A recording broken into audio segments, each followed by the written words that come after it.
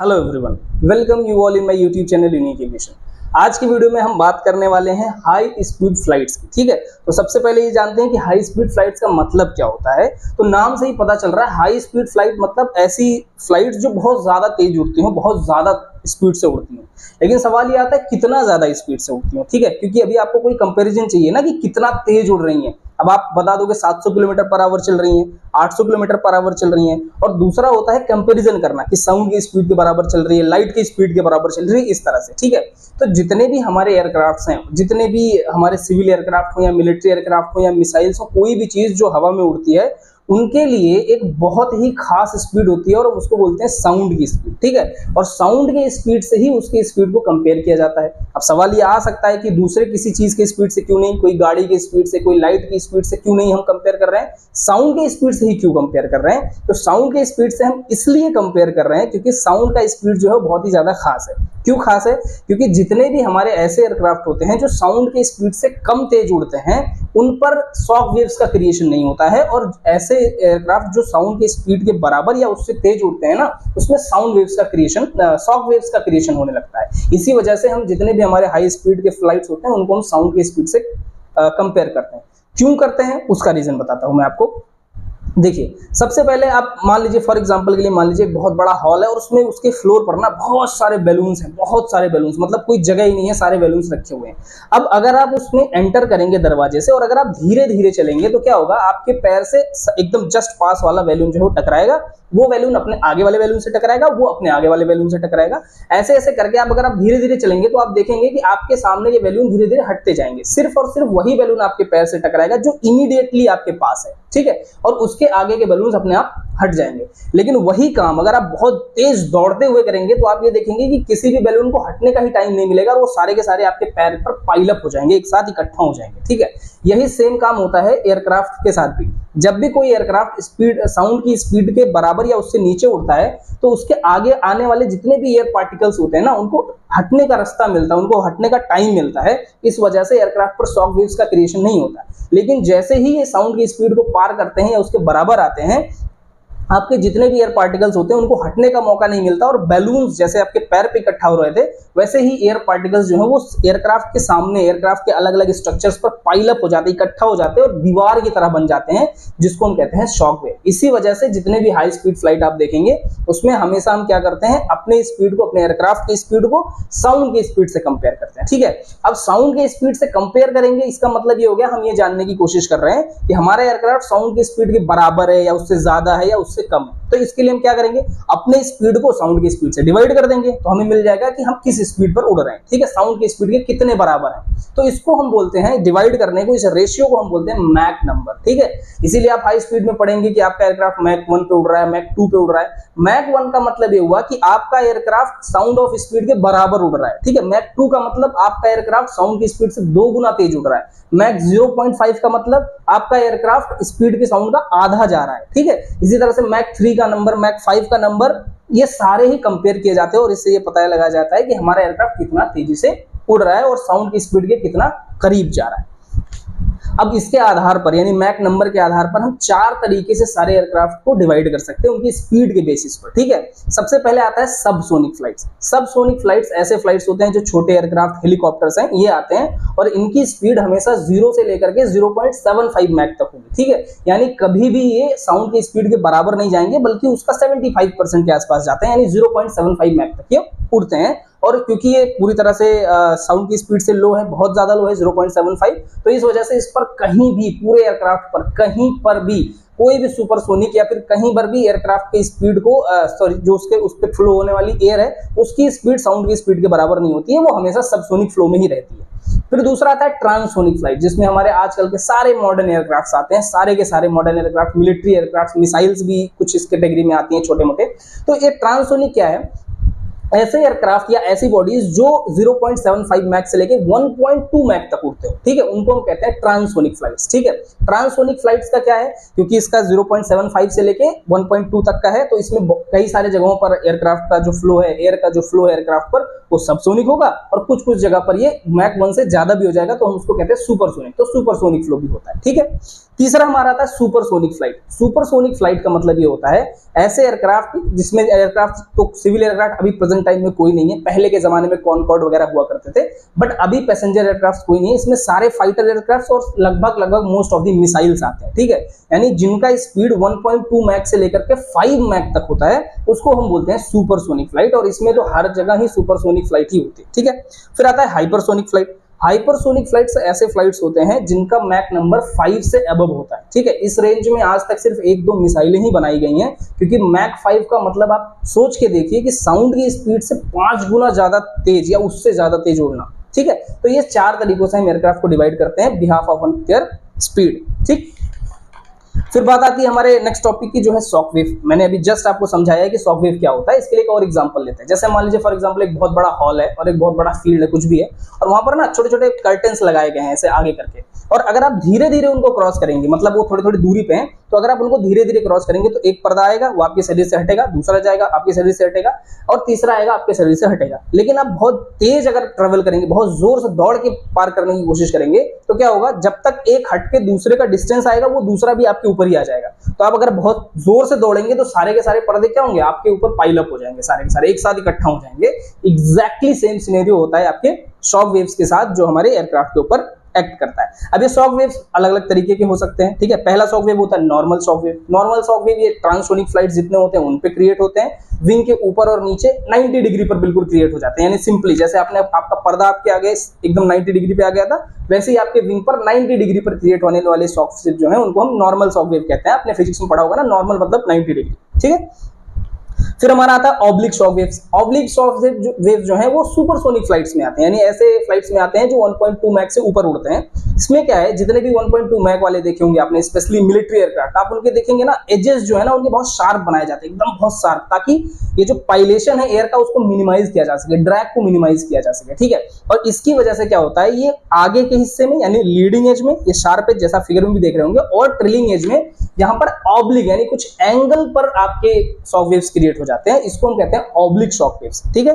फिर आता है हमारा एक्सपेंशन वेव। एक्सपेंशन वेव जो है हम इसको शॉक वेव्स की कैटेगरी में नहीं रखते हैं, बट इसको पढ़ते उसी में। ठीक है, तो एक्सपेंशन वेव्स क्या होते हैं, देखिए जितने भी हमारे हाइपरसोनिक फ्लाइट्स होते हैं, सॉरी सुपरसोनिक फ्लाइट्स होते हैं या हाई स्पीड फ्लाइट्स होते हैं, इन सारे ही फ्लाइट्स में जो हमारा एयर होता है ना वो कंप्रेसिबल हो जाता है, यानी कि आप उसको कंप्रेस कर सकते हैं। इस तरह से वो बिहेव करता है, कंप्रेसिबल फ्लूइड की तरह बिहेव करता है। और कोई भी चीज जिसको आप कंप्रेस करते हैं वो क्या होता है, एक्सपैंड होने की कोशिश करता है। तो जैसे ही एयर जो आप स्पेशली आपके सुपरसोनिक फ्लाइट होते हैं, विंग में वो पीछे की तरफ फ्लो करते हैं, आप फिगर में भी देख रहे होंगे, वो थोड़ा एक्सपैंड होने की कोशिश करते हैं। ठीक है, तो जैसे कोई चीज ऐसे आ रही है, यहाँ पे आ रही है और अब एक्सपैंड होगी, तो जब एक्सपैंड होगी ना तो अपनी डायरेक्शन चेंज कर देगी, क्योंकि आ ऐसे रही थी बट एक्सपेंड हुई तो कहां चलेगी, ऊपर और नीचे चलेगी।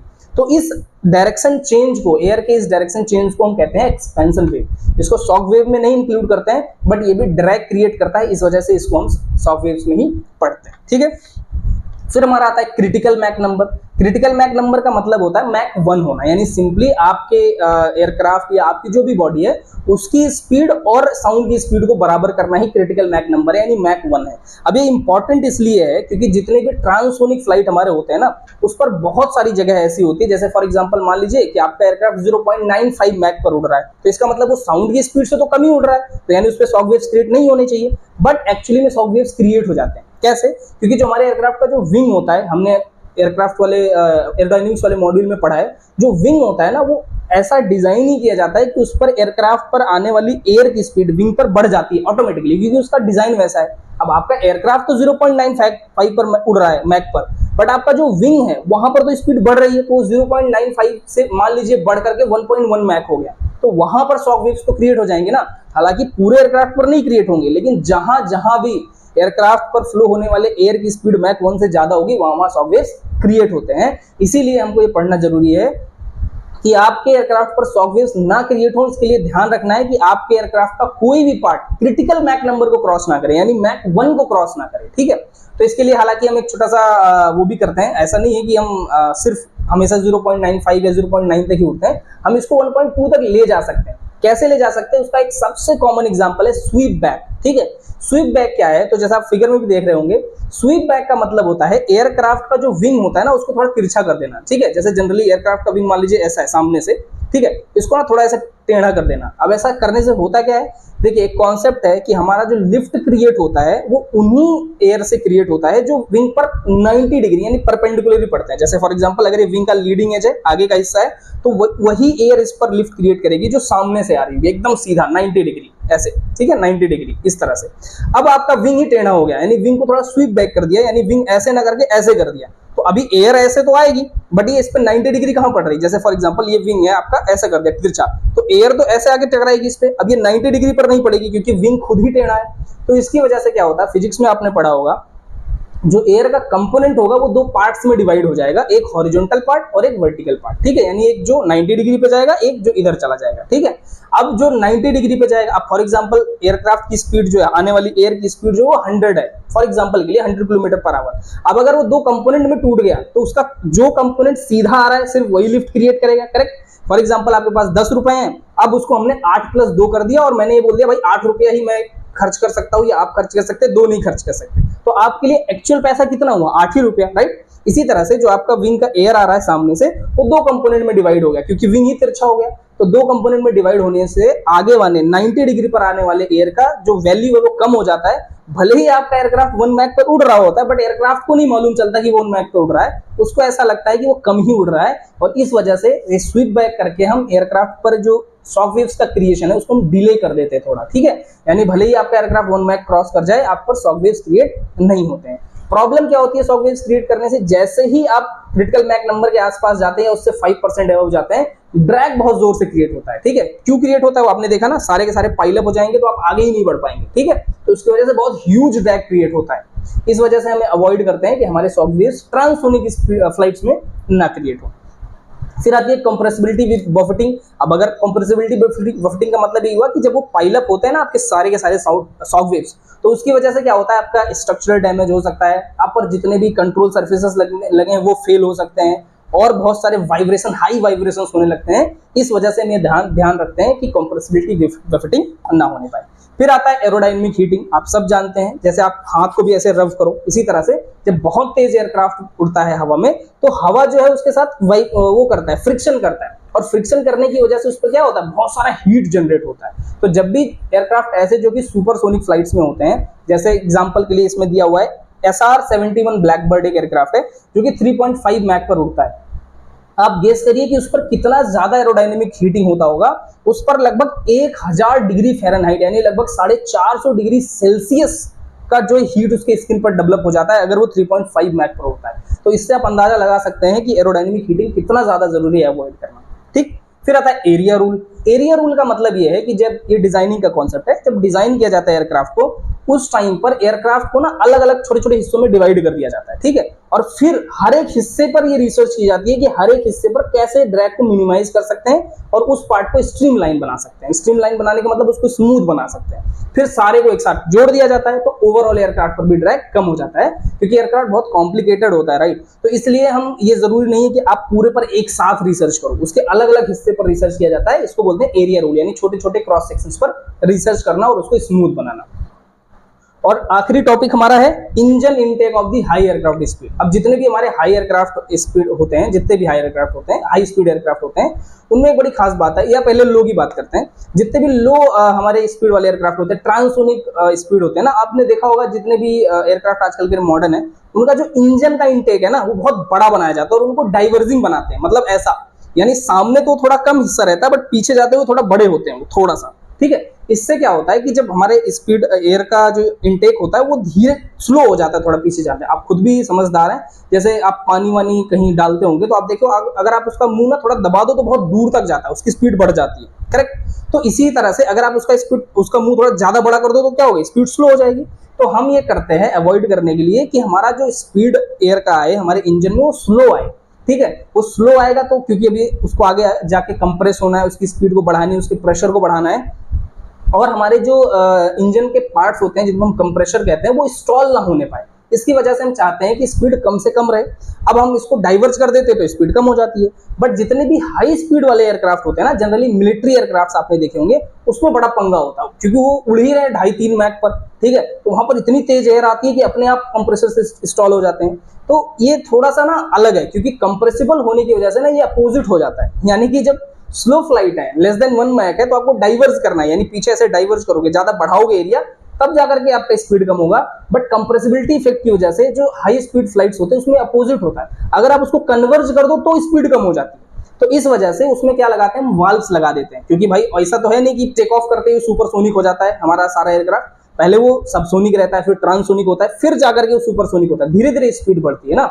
इसीलिए हम क्या करते हैं, जितने भी मिलिट्री एयरक्राफ्ट होते हैं ना उसमें हम वाल्व्स लगा देते हैं, यानी कि जब एयरक्राफ्ट स्लो फ्लाई कर रहा होता है तो वो डाइवर्जिंग रहता है, और जैसे ही तेज करता है हम वाल्व को ओपन कर देते हैं और हमारा एयरक्राफ्ट, हमारा जो इंजन है वो ना ऐसे कन्वर्जिंग हो जाता है। आपने बहुत सारे वीडियोस देखे होंगे।